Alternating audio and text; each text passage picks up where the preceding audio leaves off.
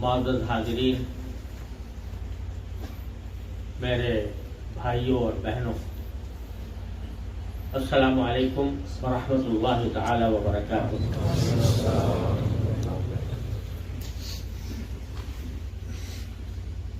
میں سب سے پہلے تو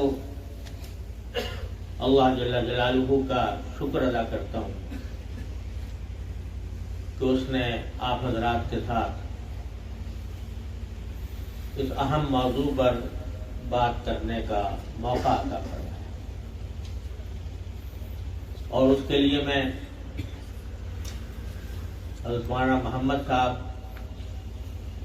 اور ان کی امہ ویلفیئر ٹرسٹ کا شکر گزار ہوں کہ انہیں ملک ناچیز کو اس اجتماع کے لیے دعوت دی اور یہ موقع فراہم فرمایا۔ اللہ تبارک و تعالیٰ اپنے فضل و کرم سے، اپنی رحمت سے انہیں جزائے خیر بھی عطا فرمائے اور ان کے کاموں میں برکت اور ترقی بھی عطا فرمائے۔ اس وقت ہم جس صورتحال سے گزر رہے ہیں اس میں رسول کریم سرور دو عالم صلی اللہ علیہ وسلم کی ایک حدیث یاد آتی ہے کہ آپ نے فرمایا کہ ایک زمانہ ایسا آ جائے گا جب لوگ دوسری قومیں مسلمانوں کو کھانے کے لیے ایک دوسرے کو اس طرح دعوت دیں گی جیسے کسی کو دسترخوان پر دعوت دی جائے، اور ساری اقوام وہ مسلمانوں کے پیچھے ہوں گی اور ان کو ایک لقمہ تر بنا کر کھانا چاہیں گے۔ تو صحابہ کرام نے رضی اللہ تعالی عنہم اجمعین رسول کریم صلی اللہ علیہ وسلم سے پوچھا، یا رسول اللہ، کیا اس وقت مسلمان بہت تھوڑے رہ جائیں گے؟ یہ وہ صحابہ تھے رضی اللہ تعالی عنہم اجمعین جنہوں نے 313 افراد نے اتنے بڑے لشکر کو شکل دی تھی میدان بدر میں۔ تو ان کے تصور میں یہ بات نہیں تھی کہ مسلمان اگر دوسروں کے ظلم و ستم کا شکار ہیں تو ان کی تعداد کچھ زیادہ ہو سکتی ہے۔ اس لیے پوچھا کہ کیا اس وقت مسلمانوں کی تعداد کم ہوگی؟ تو رسول کریم صلی اللہ علیہ وسلم نے فرمایا کہ نہیں، اس وقت مسلمانوں کی تعداد بہت زیادہ ہوگی، لیکن اس کی حیثیت ایسی ہوگی جیسے کسی سیلاب میں تن کے بہ رہے ہوں۔ سیلاب جب آتا ہے تو بہت سے تن کے اس کے اندر بہتے ہیں، ان کی گنتی اتنی زیادہ ہوتی ہے کہ کوئی اس کو شمار نہیں کر سکتا، لیکن اس کی کوئی قدر و قیمت نہیں ہوتی، اس کا کوئی وزن نہیں ہوتا، اس کے اندر کوئی قوت اور طاقت نہیں ہوتی۔ تو آپ نے فرمایا کہ ان کے تعداد تو بہت ہوگی لیکن ان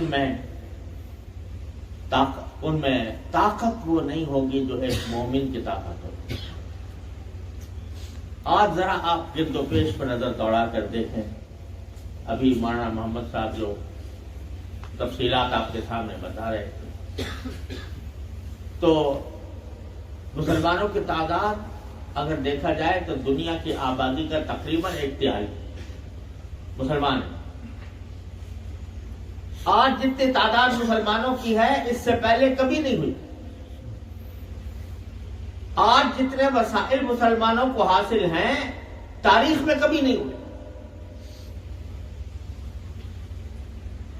دنیا کی شہرگوں پر جس طرح آج مسلمانوں کا قبضہ ہے اس سے پہلے کبھی نہیں ہوا۔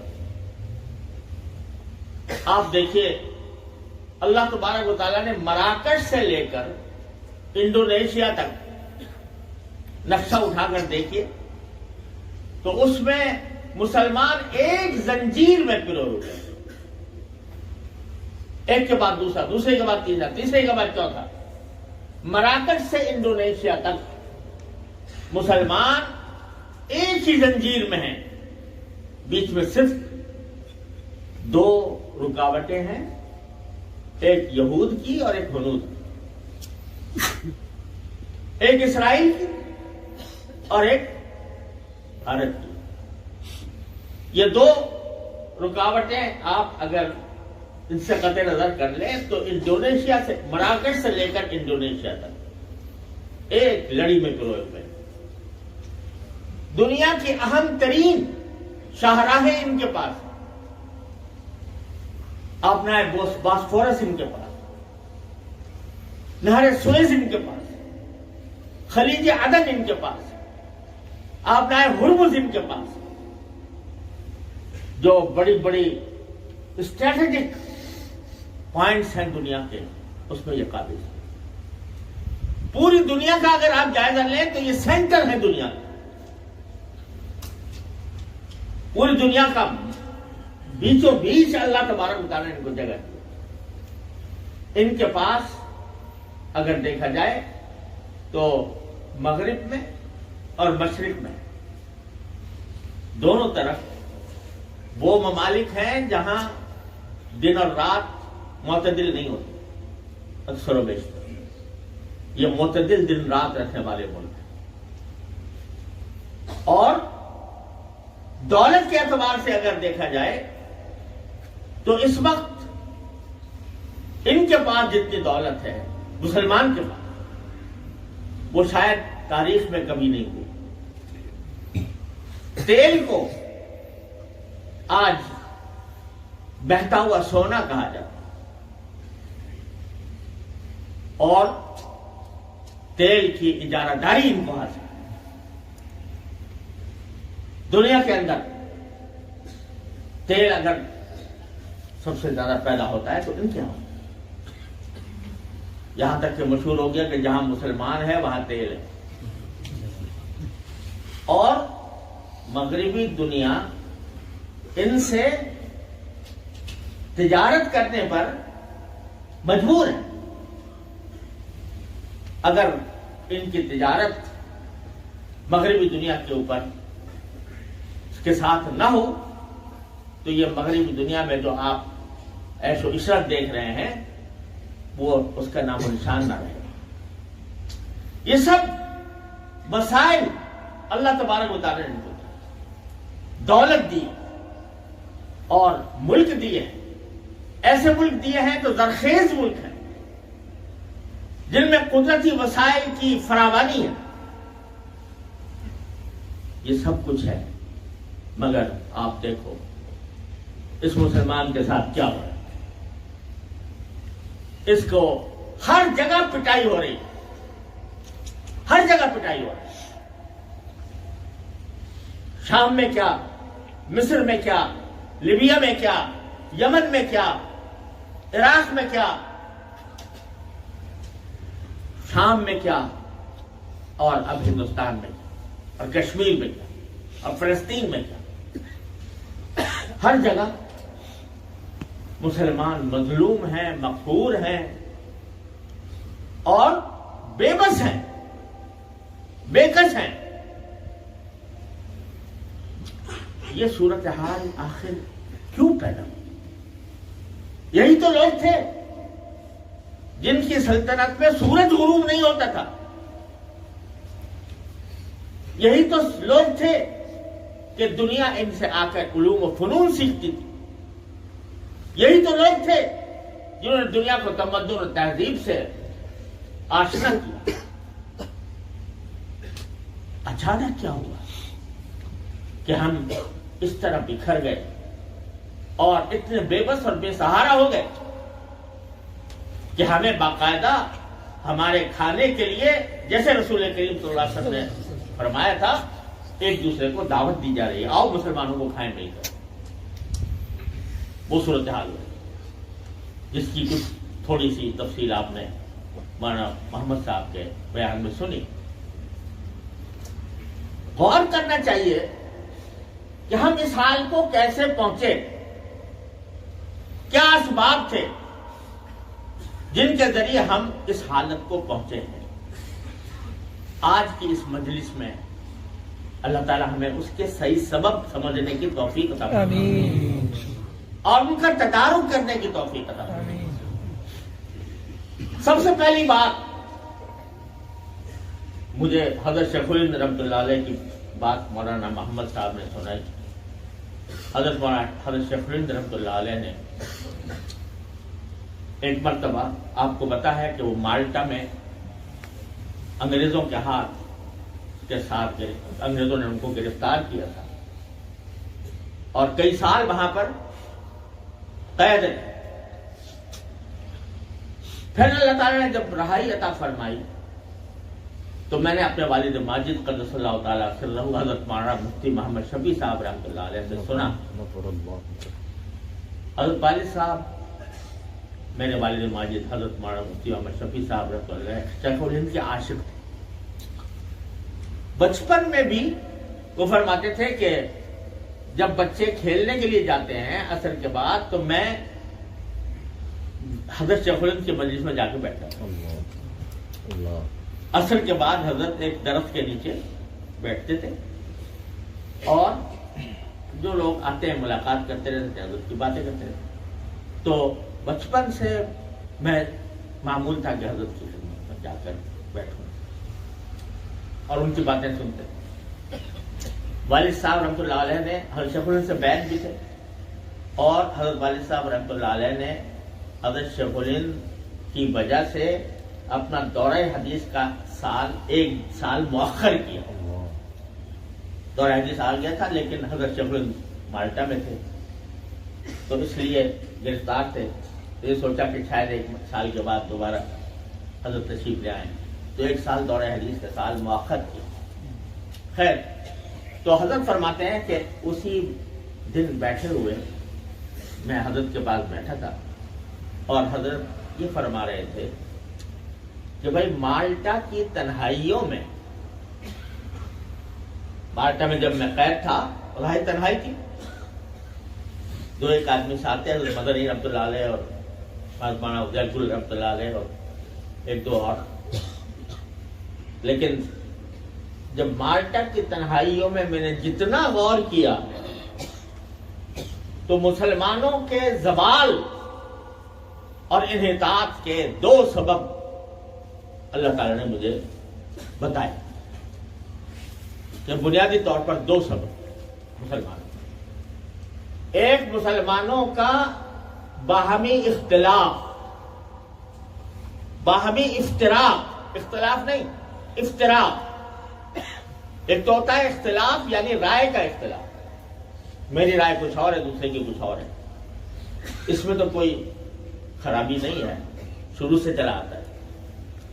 لیکن ایک ہے افتراق کہ ہم نے اپنے آپ کو فرقوں میں تقسیم کر لیا. یہ دیوبندی ہے، یہ بریلوی ہے، یہ اہل حدیث ہے، یہ ہمارا ہے، یہ دوسرا ہے. اس افتراق کی وجہ سے، اور پھر افتراق ایک تو مذہبی بنیاد پر، ایک لسانی بنیاد. یہ عرب ہے، یہ ترک ہے. خلافت جو ٹوٹی وہ کہاں سے ٹوٹی؟ یہ عرب اور ترک کے درمیان افتراق پیدا ہوا. تو ایک سبب تو ہے افتراق اور دوسرا سبب ہے قرآن کریم کو چھوڑنا. قرآن کریم کو تلاوتاً چھوڑنا، فہماً چھوڑنا اور عملاً چھوڑنا.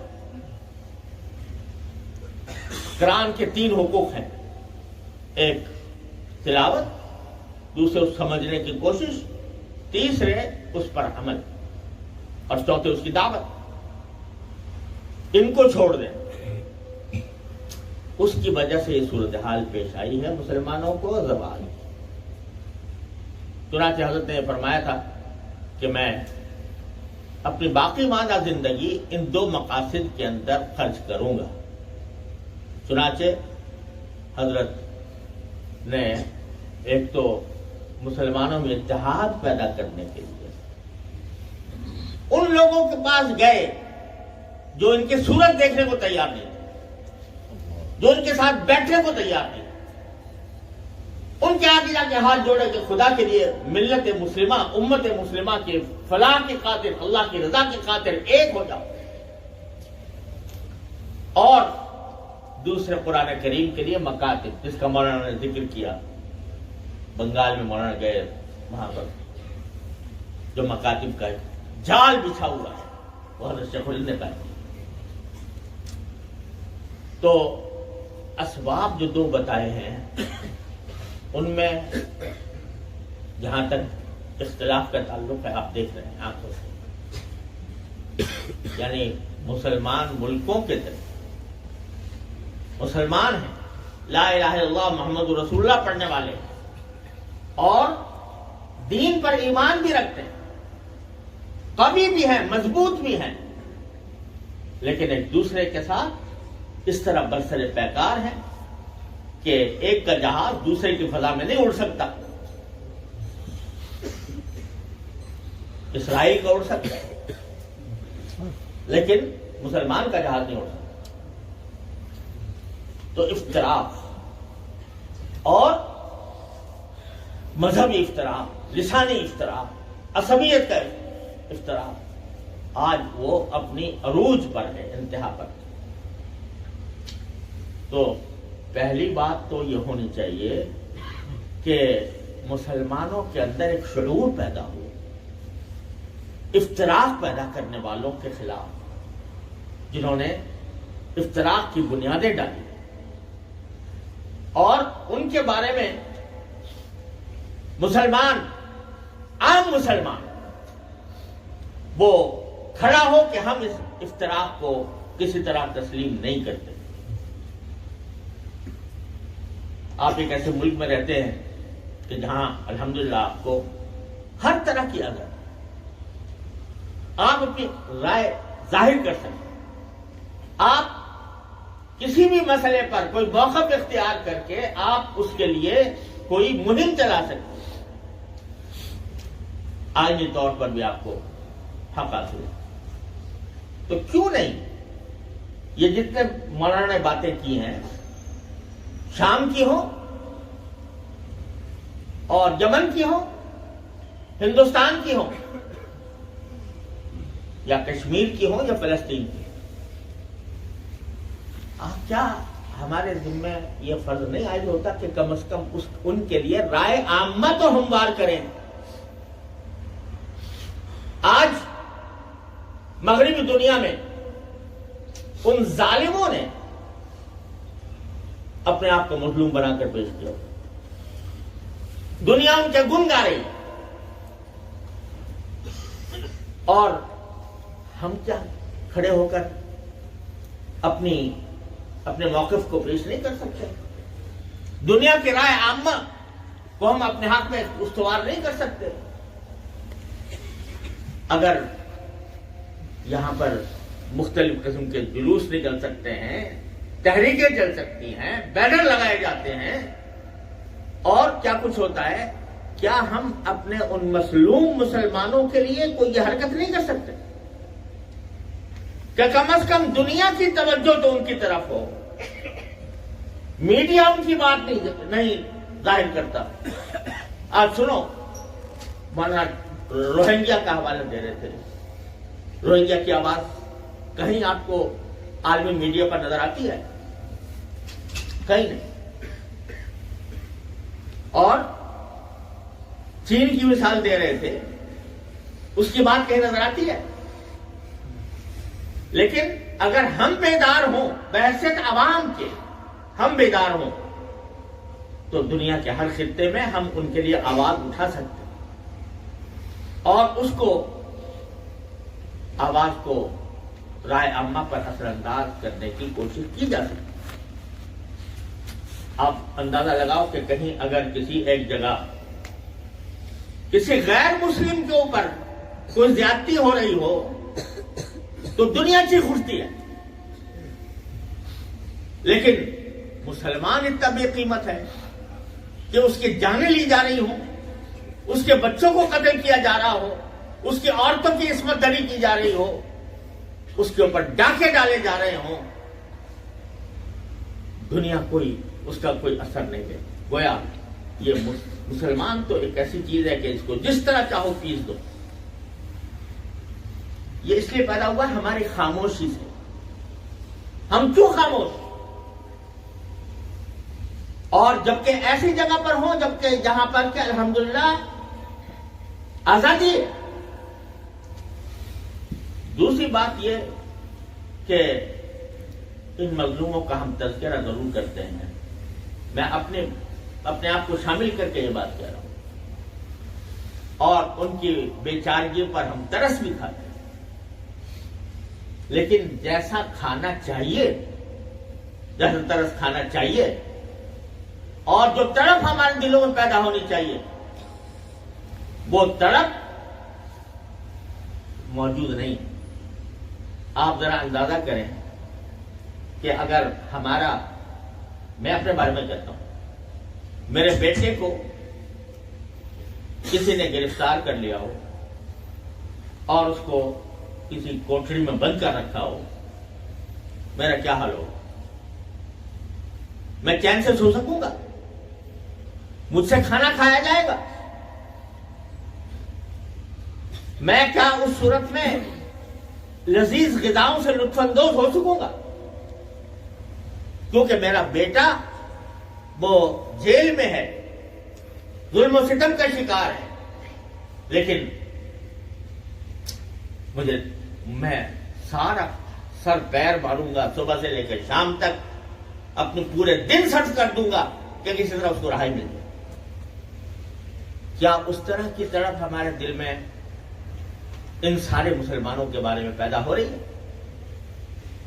کیا ہم خوشیاں منا رہے ہیں، تقریبات منعقد کر رہے ہیں، لاکھوں اس پر خرچ کر رہے ہیں، اور یہ خیال نہیں آتا کہ ہمارے کتنے سینکڑوں نہیں، ہزاروں نہیں، لاکھوں کلمہ طیبہ پڑھنے والے ان کو فاقے کرنے پڑ رہے ہیں، وہ فاقے میں ان کی زندگیاں جا رہی ہیں۔ کیا ہمیں ایسا اچھا لگے گا اس میں کہ ہم شاندار دعوتیں کریں، شاندار کھانے کھائیں اور عیش و عشرت کے سامان اپنے لیے پیدا کریں؟ کیوں نہیں ہوتا؟ مجھے یاد ہے جس وقت بلقان کی جنگ ہو رہی تھی انگریزوں کے زمانے میں، تو حضرت حکیم الامت مولانا تھانوی رحمۃ اللہ علیہ کے بارے میں نے اپنے والد ماجد سے سنا، حالانکہ وہ غیر سیاسی آدمی تھے، سیاست میں کوئی ان کا دخل نہیں تھا، لیکن فرماتے تھے کہ حضرت فرماتے ہیں مجھے رات کو نیند نہیں آتی، مجھ سے کھانا نہیں کھایا۔ ایک صوبے، چھوٹے سے صوبے بلقان کے اندر مسلمانوں کی کے اوپر زیادتی ہو رہی تھی، تو کہتے مجھ سے کھانا نہیں کھایا جا رہا، مجھے نیند نہیں آتی۔ حضرت شیخ الہند رحمۃ اللہ علیہ اس زمانے میں ان کا بھی یہ حال تھا کہ قریہ بستی بستی جا کر بلقان کے مسلمانوں کے لیے چندہ جمع کر رہے تھے وہاں تک پہنچانے کے۔ تو یہ جو قرآن کریم، جو رسول کریم صلی اللہ علیہ وسلم نے ارشاد فرمایا کہ المؤمنون کجسد واحد اذا اشتکا منہ عضو اشتکا کلہ، سارے مسلمان ایک جسم کی مانند ہیں، اگر جسم کا ایک عضو میں تکلیف ہو، سر میں درد ہو رہا ہو، تو پورا جسم بیمار ہو جائے۔ تو اگر کسی ایک مسلمان کو کہیں تکلیف ہے تو وہ پورے مسلمانوں کو बेताब हो जाना चाहिए, उनके दिल में तड़प पैदा होनी चाहिए कि वो हम इस तकलीफ को किस तरह दूर करें। तो मैं एक बात, दो बातें मैंने अर्ज की। एक बात तो असल वजह, जैसे हजरत ने फरमाया कुरान करीम को छोड़, कुरान करीम को छोड़ने का माना है दीन को छोड़ना, क्योंकि दीन हमारा कुरान है। कुरान ने जो हमें तालीमात दी हैं उनको छोड़कर हम दूसरों के पीछे लगे, नक्काली, गोया अपने अमल से ये जाहिर करते हैं कि भाई वो तरीका अच्छा नहीं था, ये तरीका अच्छा है। तो जब अल्लाह तबारक व तआला यहाँ अल्लाह तबारक व तआला के साथ बेवफाई, गद्दारी, ला इलाहा इल्लल्लाह का कलेमा ये कोई मंत्र नहीं है, ये एक मुआहदा है अल्लाह ताला के साथ। जब मानेंगे तो आपकी मानेंगे, मानेंगे तो रसूलुल्लाह सल्लल्लाहु अलैहि वसल्लम की मानेंगे। अपनी जिंदगियों में हमने उसको रफ्ता रफ्ता रुखसत कर दिया। यहाँ अल्हम्दुलिल्लाह अल्लाह का शुक्र है, ऐसे हज़रात बैठे हैं, मैं उनको मुबारकबाद देता हूँ। अल्लाह तबारक व तआला उनको मज़ीद तरक्की अता फरमाए, आमीन, जिन्होंने अपने दीनी तशक्कुस को बरकरार रखा। लेकिन औलादें कहाँ जा रही हैं? औलादें कहाँ जा रही हैं? उनकी जिम्मेदारी हमारे ऊपर थी, हम किस हद तक वो अदा कर रहे हैं। तो कुरान को छोड़ना, दीन के अहकाम को छोड़ना, नमाज रोजा भी कर लिया, चलो उम्रे भी कर लिया, हज भी कर लिया, लेकिन ये जो फर्ज है कि अगर तुम्हारे पड़ोस में मोमिन वो है, वो नहीं है कि जिसके पड़ोस में कोई आदमी भूखा सो जाए। आज पड़ोस है, सारी दुनिया ग्लोबल विलेज बन गई है, ये सब पड़ोस है। वहां पर अगर भूखा सो रहा है कोई, तो वो हमारी जिम्मेदारी, हमने उसको भूखा रखा है। इस तरह हम अपने फराइज से गफलत का शिकार है। मैं अपने आप को खिताब करके कह रहा हूं कि किस तरह हम लोग इस अल्लाह ताला के हुक्म के खिलाफ वर्जी के मुर्तकिब हो। तो पहली बात तो ये कि जिन मुसलमानों पर जहां भी जुल्म हो रहा हो, वहां पर उसके खिलाफ पुरअमन एहतजाज और पुरअमन तहरीक, ये आपका हर लिहाज से हक है, जमहूरी हक है। और इस हक में कोताही करने की वजह से दूसरे लोग हमारे ऊपर आके मुसल्लत हो, उसका आईनी तरीका, उसका जो कानूनी तरीका हो सकता है, वो तरीका इख्तियार किया जाए उनकी हिमायत में, उनकी मुदाफअत में। आज हिंदुस्तान में क्या हो रहा है आपको सब खबरें पहुंच रही हैं, मौलाना ने भी बताया। कश्मीर में क्या हो रहा है, 4 महीनों से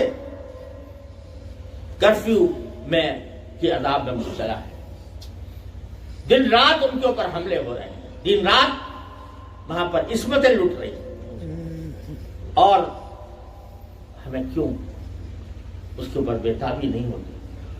अगर हम और कुछ नहीं कर सकते तो कम से कम राय आम्मा तो उसके हक में हम बात कर सकते हैं। आज हमारी हालत यह है कि जब कश्मीर का मसला उठाया गया तो सिवाय तुर्की और मलेशिया के किसी इस्लामी मुल्क ने भी आवाज बुलंद की, और दुनिया जो है वो वहां के दुश्मनों के साथ खड़ी हुई। तो कम से कम अपना आईनी हक इस्तेमाल करें, लोगों को हक़ाइक़ से आगाह करें। कितने लोग होंगे हम में जिनको कश्मीर के मसले का पता हो कि कश्मीर का मसला है क्या, और मुसलमानों के साथ जो ज्यादती हो रही है उसकी क्या तारीख है।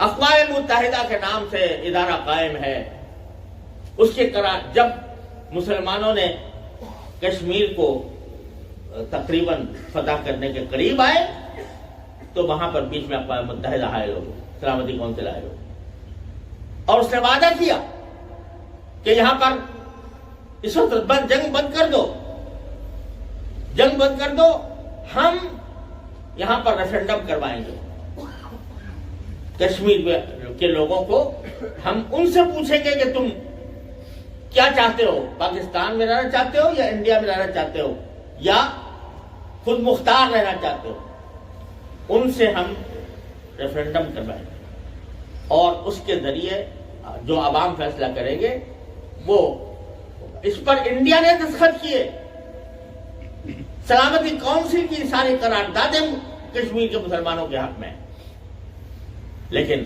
آج 70 سال سے زیادہ ہو گیا، نہ ان کو یہ حق ملا اور اوپر سے اس کے اوپر قبضہ جما لیا گیا، اس کو اپنے حصے کے اندر شامل کر لیا۔ آج کی دنیا میں جنگ ایک آسان کام نہیں ہے، خاص طور سے اگر دو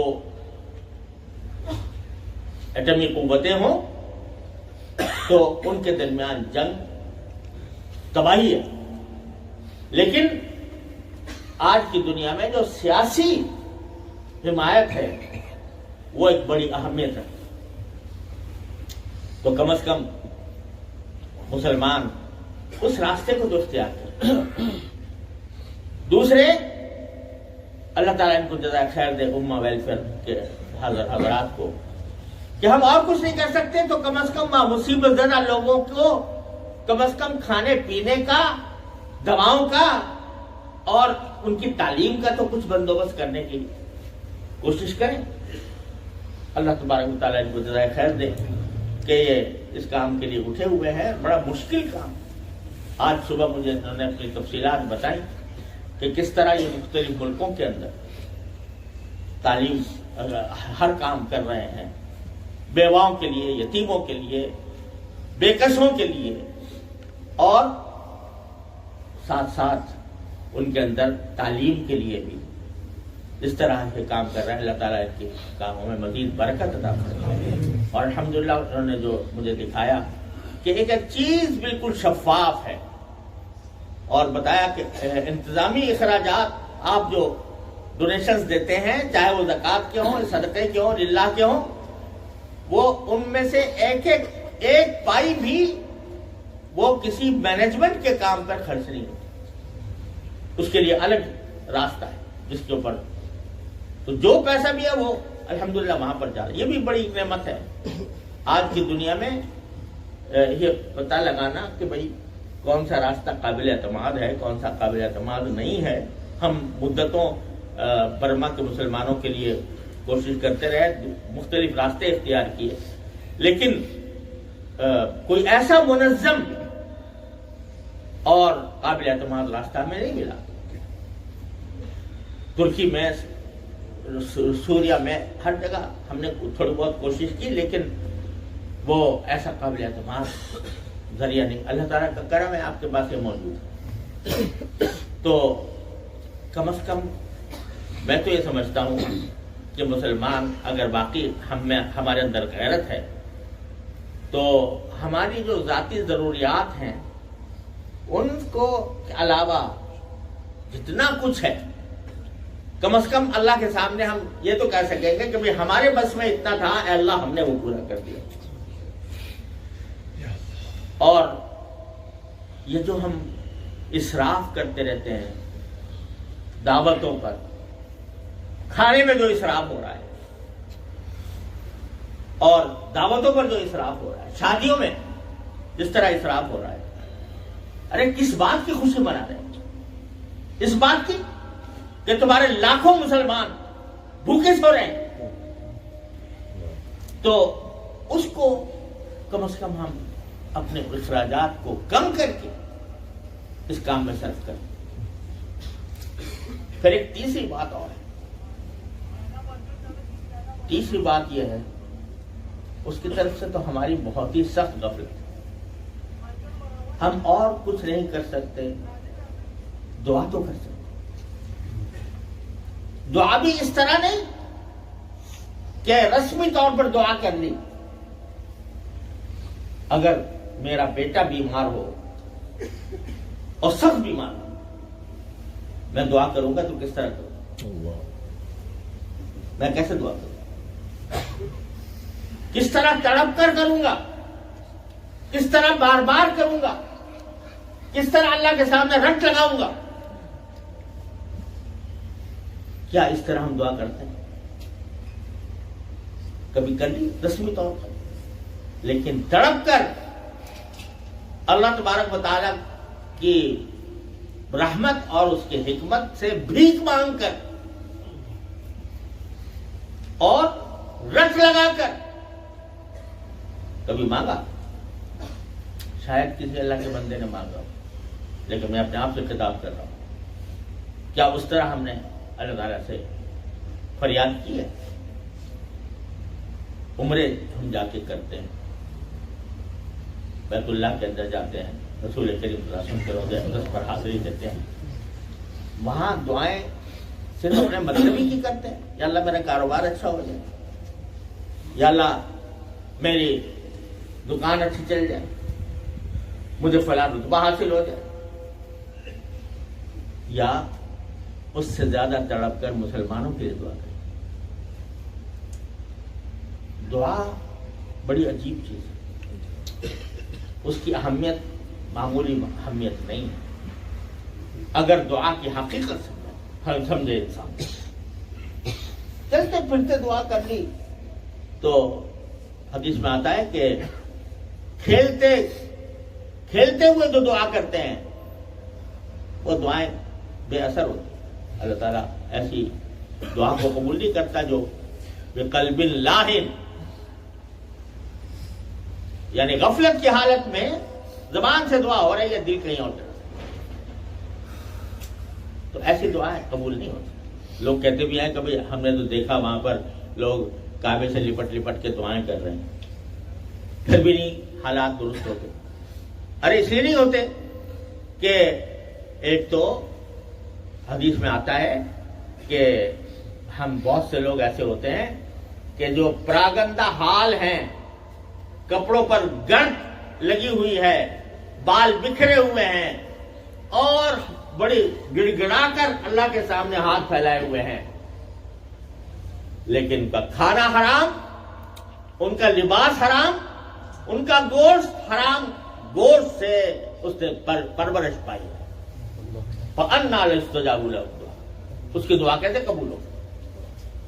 تو حلال کی فکر، اور پھر میں سب سے بڑی دعا کے لیے میں گزارش کرتا ہوں،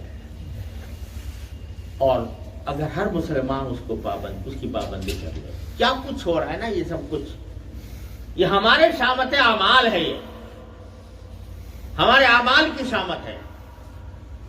اگر ہم سچے ہوتے تو ہم اس حالت کو کبھی نہیں پہنچ سکتے۔ انتم الاعلون ان کنتم مؤمنین، اگر مومن ہو تو ہمیشہ بلند رہو، قرآن کہہ رہا ہے۔ تو اگر ہم بلند نہیں ہیں باوجود اتنی بڑی تعداد کے، اتنے بڑے وسائل کے، تو اس کا اندازہ یہ ہے کہ مومن نہیں ہو رہا ہے پوری طرح، صحیح معنی میں مومن نہیں ہو رہا ہے۔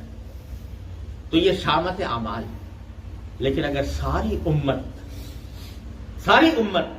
ہر شخص اپنی اپنی جگہ اللہ تعالیٰ سے مانگے، یا اللہ ہماری شامت اعمال دور کر دے، یا اللہ ہم اپنی مغفرت بھی مانگتے ہیں اور ساری امت کی مغفرت بھی مانگتے ہیں،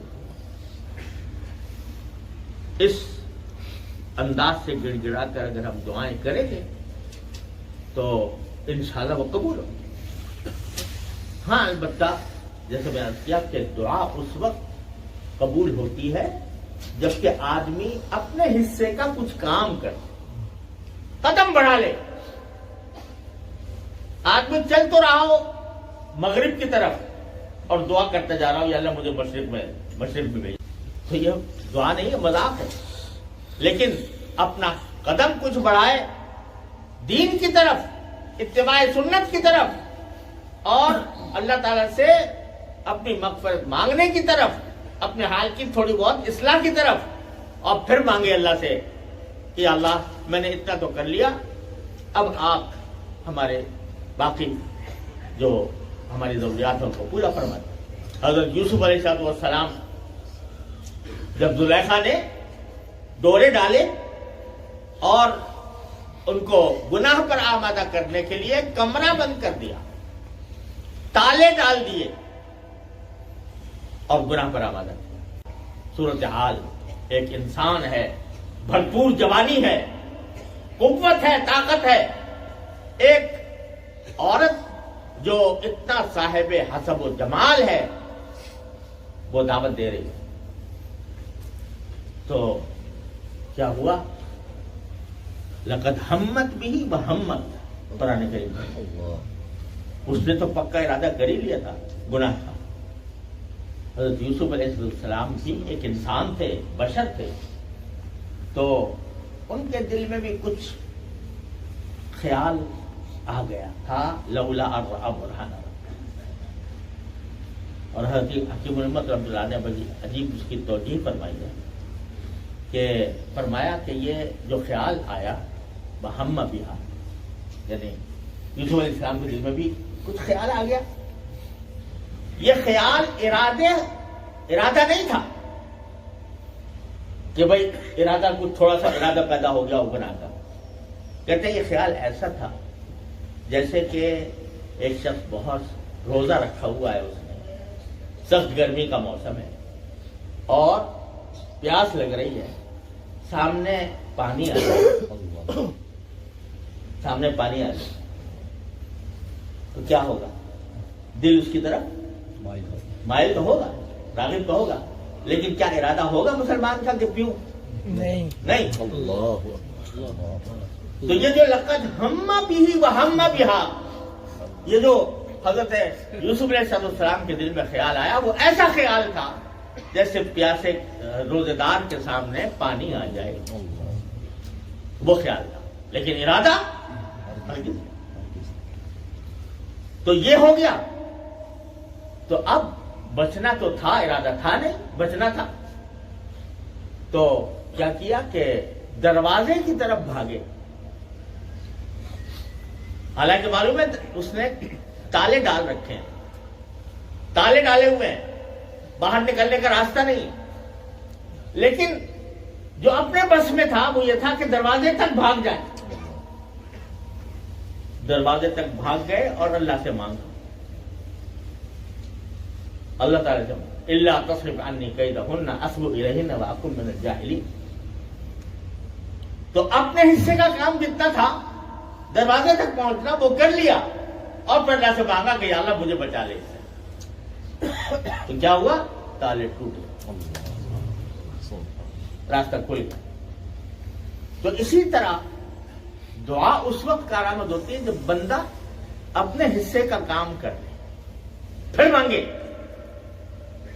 سود کھا رہا ہے، حرام کا لین دین کر رہا ہے، اور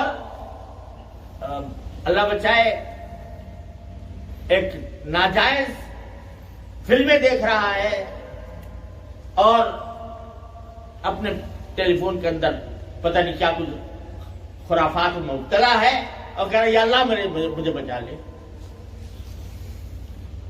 کیسے ہوگا وہ کیسے دعا قبول ہوگی؟ پہلے کچھ قدم تو چلے، ارادہ کر لیا اللہ توبہ کر لیا آئندہ نہیں کروں گا، کم از کم اتنا تو کرے، پھر مانگے اللہ تبارک و تعالیٰ۔ تو یہ دعا کوئی معمولی چیز نہ سمجھے، لوگ سمجھتے ہیں کہ بھائی چلو آخر میں بیچارگی کا عالم ہے تو بس اور کچھ نہیں ہے دعا کرنا۔ ارے یہ بیچارگی نہیں ہے، یہ دعا جو ہے یہ بہت بڑا چارہ ہے، بشرطے کہ دعا کے آداب کے ساتھ ہو، اپنے اندر کچھ تبدیلی لانے کے ساتھ ہو۔ تو ہم اگر کم از کم یہ کریں کہ یا اللہ ہماری شامت اعمال دور کر، یا اللہ ہمارے مسلمانوں کی اصلاح کر دی، یا اللہ ہمارے مسلمانوں کو صحیح معنی میں مسلمان بنا دے، یا اللہ ہم سے جو فرائض میں غفلت ہو رہی ہے ان فرائض کی اہمیت ہمارے دل میں پیدا کر دے۔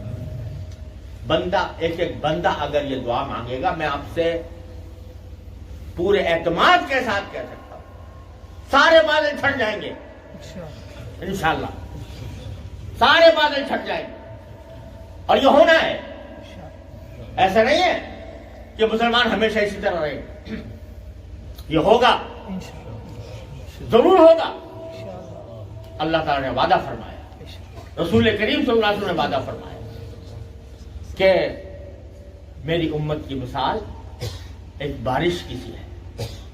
عجیب جملہ فرمایا، میری امت کی مثال بارش کی سی ہے، جس کا بارے میں یہ فیصلہ کرنا مشکل ہوتا ہے کہ اس کا بارش کا پہلا حصہ زیادہ بہتر تھا یا آخری حصہ۔ پہلا حصہ کون سا؟ صحابہ کرام۔ اور آخری حصہ کون سا؟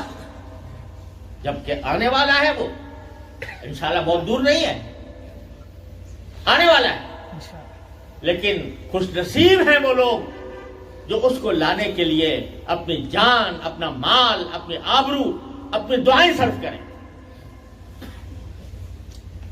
تو آئے گا، مایوس ہونے کی بات نہیں ہے۔ یا عبادی الذین اسرفوا علی انفسہم لا تقنطوا من رحمت اللہ ان اللہ یغفر الذنوب جمیعا۔ یہ کسی وعدہ خلاف کا وعدہ نہیں ہے، یہ اس کریم الکرامہ کا وعدہ ہے جس کے ہاں وعدے کی خلاف ورزی کا تصور نہیں ہوتا۔ ہوگا، لیکن خدا کرے ہمارے ہاتھوں، خدا کرے ہمارے ہاتھوں میں کہ اپنی جان، اپنی مال، اپنی آبرو، اپنے دل میں ایک تڑپ پیدا کر کے ہم اس ماحول کو تبدیل کرنے کی کوشش کریں اور پھر اللہ سے مانگیں، تو انشاءاللہ اللہ تعالیٰ ضرور رحم فرمائیں گے۔ ایسا نہیں ہوتا کہ ہمیں بے یار و مددگار چھوڑ، ایسا نہیں ہوتا، بس ہماری کچھ عمل کی ضرورت۔ تو میں امہ فائنانس، امہ ویلفیئر کے حضرات کو مبارکباد بھی دیتا ہوں، اور خود اپنے آپ سے اور تمام حاضرین حاضرات سے یہ امید بھی رکھتا ہوں کہ اس ضروری موقع سے پورا فائدہ اٹھائیں، پورا فائدہ اٹھائیں۔ یہ پیسے، یہ دولت جس کے پاس بھی ہے، جتنی بھی ہے، وہ سب یہیں رہ جائے گی۔ حدیث میں فرمایا رسول کریم صلی اللہ علیہ وسلم نے کہ جب بندہ قبرستان جاتا ہے تو 3 چیزیں ہیں جو اس کے ساتھ جاتی ہیں۔ ایک کچھ پہنچانے والے ہوتے ہیں جو جنازہ اٹھا کر لے جاتے ہیں، ایک اس کا مال ہوتا ہے۔ مال کیا ہوتا ہے؟ اس وقت بھی مال نہیں ہوتا، تھوڑا سا ہوتا ہے، کفن، جنازے کی چارپائی، یہ مال بھی جاتا ہے۔ تیسرا عمل، تو جو لوگ ہیں وہ بھی قبر تک پہنچا کے واپس آ جاتے۔ تو مردہ کہتا ہے زبان حال سے کہ شکریہ اے قبر تک پہنچانے والوں، شکریہ، شکریہ اے قبر تک پہنچانے والوں، شکریہ، اب اکیلے ہی چلے جائیں گے اس منزل سے ہم۔ پہنچانے والے وہاں ساتھ چھوڑ دیں، مال، چارپائی گئی تھی وہ ساتھ چھوڑ دیں، ایک چیز رہ گئی، کیا ہے وہ؟ عمل۔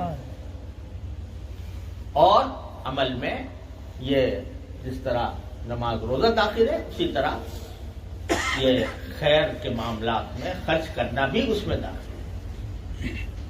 اور ایک حدیث میں رسول کریم صلی اللہ علیہ وسلم نے کیا خوبصورت ارشاد فرمایا، رسول کریم صلی اللہ علیہ وسلم کا تو ہر ارشاد یہ فرمایا کہ ابھی صدقہ کر لو۔ زکات کی تو بات الگ ہے، زکات تو فرض ہے ہی ہے، لیکن یہ نہ سمجھے کہ جو کچھ کرنا ہے میں زکات ہی میں کرنا۔ حدیث میں آتا ہے ان فی المال حقا سوی الزکاۃ، مال میں زکات کے علاوہ بھی کچھ حق ہے تمہیں چاہیے کہ دو۔ تو فرمایا کہ وہ صدقے والی بات کہ اس وقت کے آنے سے پہلے صدقہ کر لو جب تک تم تندرست ہو، صحت مند ہو، پیسہ ہو تمہارے پاس، اس وقت کر لو. ایسا نہ ہو کہ جب تمہارے نزا کا وقت طاری ہو جائے یا مرض الموت پہ پہنچ جاؤ.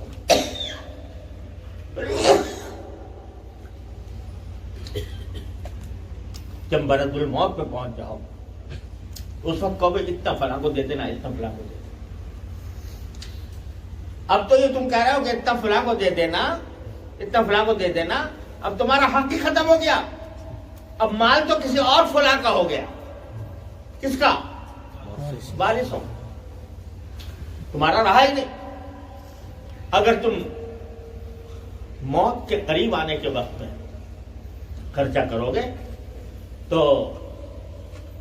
تمہیں اختیار ہی نہیں خرچہ کرنے کا، کیونکہ مال کسی اور کا ہو. اس سے پہلے کر. تو یہ سارا بینک بیلنس ہے جو تم وہاں بھیج رہے ہو. اصل میں پیسہ تمہارا ہے، وہ ہے جو وہاں چلا گیا، وہ نہیں ہے جو یہاں چھوڑ کے جا رہے ہو. وہ تو وارث کا ہے، وہ وہاں ہے. تو اللہ تبارک و تعالیٰ اس کی توفیق عطا فرمائے.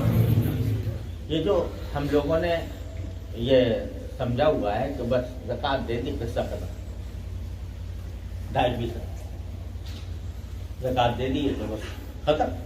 اور زکوٰۃ بھی پتہ نہیں پوری طرح سوچ سمجھ کر حساب کتاب کر کے دیتے ہیں کہ نہیں، لیکن چلو دے دی باقی ختم. حالانکہ ان فی المال حقا سوى الزکاۃ، یہ تو قرآن کریم میں بار بار آ رہا ہے. لن تنالوا البر حتى تنفقوا مما تحبون. اس حد تک نیکی کا مقام حاصل نہیں کر سکتے جبکہ اپنی پسندیدہ چیزیں نہ دو اللہ کے راہ میں. یہ زکوٰۃ کی بات نہیں ہو رہی، یہ للہ کی بات ہو رہی. کہ پسندیدہ چیزیں. اب صحابہ کرام کو دیکھو کہ جب یہ آیت نازل ہوئی ہر ایک نے جائزہ لینا شروع کر دیا میری سب سے زیادہ پسندیدہ چیز کیا ہے. اور نبی کریم صلی اللہ علیہ وسلم کی خدمت میں حاضر ہو کر کوئی کہہ رہا کہ رسول اللہ مجھے سب سے زیادہ مجھے اپنا گھوڑا پسند ہے، یہ میں صدقے میں دیتا ہوں. کوئی کہہ رہا ہے کہ مجھے فلاں غلام مجھے اچھا لگتا ہے، میں 1 صدقے میں دیتا ہوں. حضرت ابو طلحہ رضی اللہ تعالیٰ عنہ آتے ہیں، کہتے ہیں میرا سب سے زیادہ میری جس میں جان لگی ہوئی ہے وہ بہت بڑا باغ ہے، کنواں ہے، بہت بڑا باغ ہے، یہ میں دینے آیا. تو ہر ایک آگے دوسرے سے آگے بڑھ کر تلاش کر رہا تھا کہ میری سب سے زیادہ محبوب چیز کیا ہے. وہ زکوٰۃ دے رہے تھے، وہ اپنی محبوب چیزیں تلاش کر رہے تھے کہ میں کس طرح اس کو یہاں پر خرچ کروں. آ کر بتا رہے تھے. اور رسول کریم صلی اللہ علیہ وسلم ایک جملہ آ گیا تھا، لن تنالوا البر حتى تنفقوا مما تحبون. کوئی بہت لمبا چوڑا لیکچر نہیں، کوئی بہت بڑی تقریر نہیں، ایک آیت نکال کر لگا دیا. تو آج جو ہماری صورتحال تو یہ بن گئی ہے، اللہ بچائے، کہ کہتے ہیں کہ مری ہوئی بھیڑ اللہ کے نام. جو مری ہوئی بکری ہے یا بھیڑ ہے وہ اللہ کے نام. تو قرآن کہتا ہے کہ لا تیمموا الخبیث منہ تنفقون ولستم بآخذہ الا تغمضوا فیہ. یہ خراب چیزیں نکال کے مت دیا کرو کہ اسی میں سے دو، یعنی کہ اسی میں سے دو. اور اگر کوئی تمہیں تحفے میں دے وہ چیز تو تمہاری طبیعت پہ گرانی پیدا ہو جائے کہ کیا چیز لایا ہے. تو اپنے عزیز اور محبوب مال سے انفاق کرو. اور اس وقت انفاق کا اس سے بہتر کوئی اور موقع نہیں جب ہمارے مسلمان مصیبتوں کا شکار. جب یہ نہیں تھے حضرت حکیم الامت مولانا تھانوی رحمۃ اللہ علیہ سے کے بارے میں نے اپنے والد ماجد سے سنا کہ رحمۃ اللہ علیہ کہ وہ زکوٰۃ کے علاوہ انہوں نے ایک تھیلا بنا رکھا تھا، جو کوئی آمدنی ہوتی تھی کہیں سے بھی ہو اس کا 10واں حصہ یعنی 10% اس کو نکال کے اس تھیلے میں ڈالتے، زکوٰۃ کے علاوہ 10%، اور وہ تھیلا رکھا رہتا تھا۔ ہمارے حضرت والد صاحب رحمۃ اللہ نے تو ساری زندگی میں نے دیکھا کہ وہ ایک تھیلا تھا ان کے پاس، اس پر لکھا ہوا تھا صدقات و مبرات۔ مبرات کے بعد نا وجوہ خیر، تو جب کوئی آمدنی آتی چاہے اس میں چینج کرانا پڑتا، روزگاری لگانی پڑتی، کچھ بھی کرنا پڑتا، اس میں ڈال دیتے۔ کوئی آمدنی 10 روپے بھی آئے ہیں تو اس میں نکال دیں۔ تو وہ یہ معمول تھا سارے ہمارے بزرگوں کا، اگر علامہ شبیر احمد صاحب عثمانی وہ بھی ایسے کرتے، اور وہ تھیلا میرے پاس ہے جو حضرت صاحب صدقات مقررات، مجھے وراثت میں وہ چند چیزیں ملی، اس میں سے ایک وہ بھی تھا۔ تو اب یہ اگر کوئی مسلمان، ہر آدمی یہ فیصلہ کر لے کہ بھئی میں اپنی آمدنی کا اتنا حصہ وجوہ خیر میں صرف کروں گا، تو وہ تھیلا ہر وقت یاد دلاتا رہے گا کہ مجھے خرچ کرو، مجھے آخرت کے اکاؤنٹ میں بھیجو، وہ یاد دلاتا رہے۔ اگر اسی پر عمل کر لیں نا ہم لوگ تو انشاءاللہ بہت سے وجوہ خیر میں اللہ تعالیٰ انفاق کی توفیق عطا فرمائے۔ اللہ تعالیٰ اپنے فضل و کرم سے ہمیں اپنے فرائض پر بجا لانے کی توفیق، آمین یا رب العالمین، اور اللہ ہمیں مسلمانوں کی صحیح معنی میں مدد کرنے کی، آمین، جو مظلوم ہیں، مقہور ہیں، مجبور ہیں، اے اللہ ہمیں ان کی صحیح مدد کرنے کی توفیق۔ آمین۔ وآخر دعوانا